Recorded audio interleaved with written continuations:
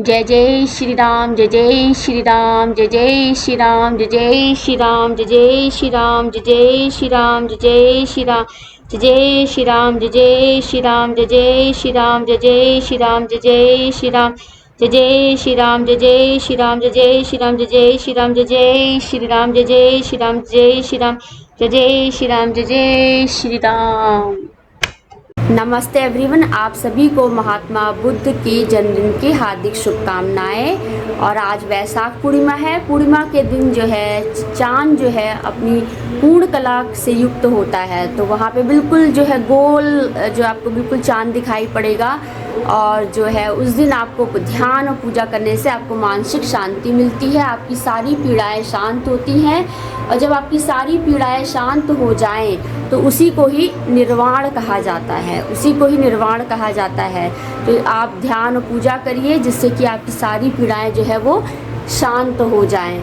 और जो है पूजा की विधि क्या है? पूजा की विधि हमेशा निम्न से लेकर जो है उच्चतम तक होती है। जितना अधिक से अधिक आप कर सकते करिए, और जो कम से कम आप कितना कर सकते हैं, कम से कम आप 1 दिया जलाइए, या फिर 3 जलाइए, या 5 जलाइए, या 7 जलाइए, या फिर 11 जलाइए। उसी प्रकार से पूजा की विधि में सबसे पहला काम है कि जल से जो है भगवान को स्नान कराना। सबसे पहली विधि पूजा की यही है कि आप यदि किसी डिटी को घर पे रखते हैं या किसी देवी देवताओं को अपने घर पे रखते हैं तो सबसे पहला कार्य है कि आपको जो है उनको स्नान कराना है। स्नान करके उनको एक प्रॉपर स्थान देना है, फिर उनको वस्त्र पहनाने हैं। वस्त्र पहनाने के बाद जो है उनको पुष्प और माला अर्पण करनी। तो आज मैं आपको पूजा की विधि के बारे में बताऊंगी।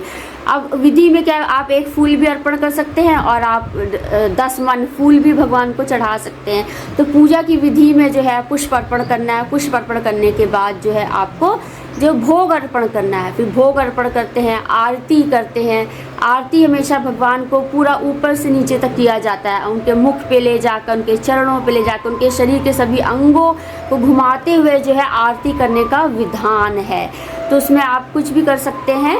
आरती में आप कई लोगों को इकट्ठा करके आरती कर सकते हैं, या घर के सदस्यों को लेके आरती कर सकते हैं, और आप स्वयं अकेले भी जो है आरती कर सकते हैं। तो आरती करिए।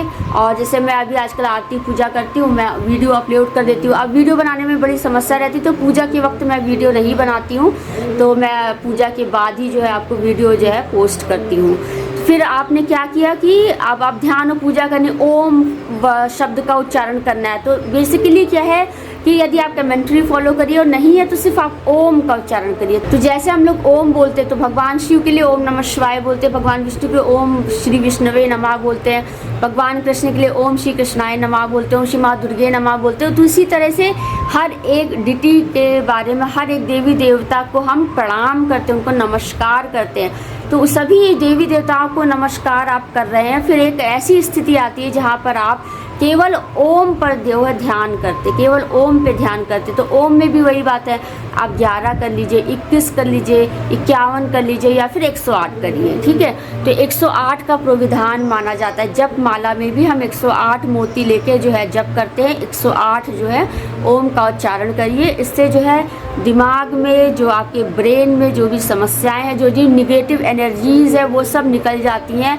और आपके जो मस्तिष्क है बिल्कुल शुद्ध हो जाता है और पवित्र हो जाता है। और शुद्ध और पवित्र मस्तिष्क से जो है आप एक सत्व गुणी जो है आत्मा के जैसे कार्य करने लग जाते हैं।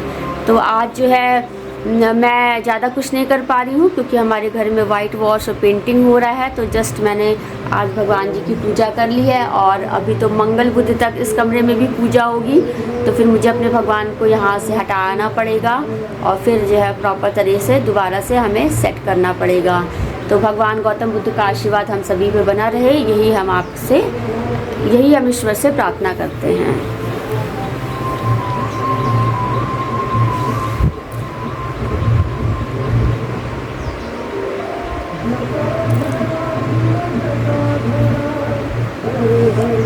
देखिए, इस संसार में बहुत ही पीड़ा है। संसार में सबसे बड़ी पीड़ा है भोजन की, कि आपको भोजन ना मिले, पानी ना मिले, तो वो बहुत ही सबसे बड़ी पीड़ा है। दूसरी पीड़ा क्या है? आपको घर ना मिले, आपके पास जो है आवास ना हो रहने के लिए, तो वो आपकी दूसरी पीड़ा है। तीसरी पीड़ा क्या है? कि आपको एक अच्छी नींद ना आए। चौथी पीड़ा क्या है? आपका भोजन आपको पचे ना, तो वो आपकी ये 5वीं पीड़ा हो गई। और यदि ये सब पीड़ाएं हैं तो आप पूरी तरह से अस्वस्थ हो जाएंगे, बीमार पड़ जाएंगे, तो वो आपकी 6ठी प्रकार की पीड़ा है। तो इस तरह से पीड़ाएं बहुत प्रकार की हैं।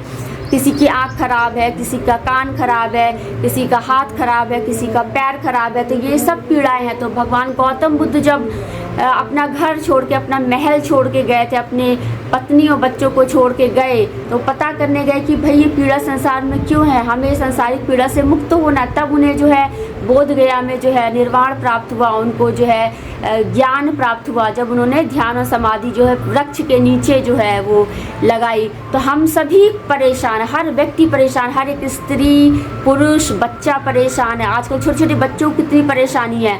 तो ये सब क्या है, सांसारिक पीड़ा है। तो भगवान हमें सांसारिक पीड़ा से मुक्त करें, इसलिए हम भगवान शिव का ध्यान करते हैं, भगवान गौतम बुद्ध का ध्यान करते हैं। लेकिन अब एक और दूसरी प्रकार की पीड़ा, जहाँ पर दूसरा व्यक्ति है जो है हमें पीड़ा दे रहा है, हर तरह से उल्टा सीधा कुछ कुछ बोल रहा है। अभी मैंने आपको निगेटिव एनर्जीज पे कितने शॉर्ट वीडियोस बना के दिए।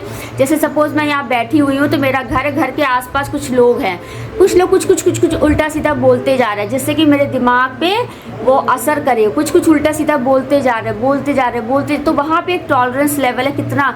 लेकिन फिर वही बात आती है कि आज़ादी के समय टॉलरेंस हम सहते गए, फिर एक वक्त आया कि वो टॉलरेंस लिमिट ख़त्म हो गई, फिर हमने उसका जवाब देना शुरू कर दिया। तो जैसे क्या हुआ, भगत सिंह ने जवाब दिया, गांधी जी ने जवाब दिया, बड़े बड़े फ्रीडम फाइटर्स आए, उन्होंने जवाब दिया, फिर हमारा देश आज़ाद हुआ। तो यही बात है कि जब तक हम सीधे साधे हैं, लोग हमारा इस्तेमाल करते हैं, लोग हमें मिसयूज़ करते हैं, लोग उल्टा सीधा जो है हमें डराते हैं, धमकाते हैं। लेकिन हमें इन सब का जवाब पूरी तरह से देना होगा, देंगे। फिर वही बात है, महात्मा बुद्ध जी ने कहा है कि आप ऐसा मत करिए। लेकिन फिर वही बात है कि एक ऐसा वक्त आता है जब हम बिल्कुल शांत हो जाते हैं, लेकिन हमें यदि बहुत ज़्यादा परेशान किया जा रहा, तो हमें वहाँ पे जवाब देने की आवश्यकता होती है। फिर वहीं पे भगवान शिव आ जाते हैं, क्योंकि डिस्ट्रक्शन को सिंबलाइज करते हैं। वहाँ पर हमें उनको डिस्ट्रॉय कर देना चाहिए, डिस्ट्रॉय करेंगे तभी होगा। लेकिन यही बात है कि यदि एक आत्मा और दूसरी आत्मा के बीच में कार्मिक एंटेंगलमेंट है, तो वहाँ पर आप लगातार जन्म लेते रहेंगे। तो उस एंटेंगलमेंट को ख़त्म करने के लिए हमें महात्मा बुद्ध जी की फिलॉसफी को ध्यान में रखना है, हमें सबको माफ़ कर देना। फिर से हम एक बार फिर से बोलेंगे, हमारे ग्रैंड मास्टर ने सिखाया है कि कैसे पीस के लिए हम प्रार्थना करते हैं। तो हमें बोलना है कि let's God blessing and peace with all of us, with me and with others. तो जिसके साथ आपका प्रॉब्लम, सपोज आपके साथ एक व्यक्ति के साथ आपका प्रॉब्लम है, तो वहाँ पर आप उनके लिए कर सकते हैं। यदि कई लोगों के साथ प्रॉब्लम है तो आप ऐसे कर सकते हैं। तो वहाँ पर आपको सिर्फ इतना बोलना है, हे प्रभु, उन्होंने जो मेरे साथ किया उसके लिए मैं उनको माफ़ करती हूँ, और मैंने जो उनके साथ जो बुरा गलत किया उसके लिए ईश्वर मुझे क्षमा। Let's God blessing and peace with all of us, let's God blessing and peace with all of us. ये आपको 7 बार बोलना है। 7 बार बोल के आपको नाभि चक्र के पास से कट कट कट कट जो है बोलना है। इससे क्या होता है कि हमारा कार्मिक एंटेंगलमेंट जो है पूरी तरह से फिनिश हो जाता है, और हम जो है मोक्षा के लिए एलिजिबल हो जाते हैं, और हमें मोक्षा प्राप्त हो जाता है। थैंक यू एवरीवन, नमस्ते एवरीवन।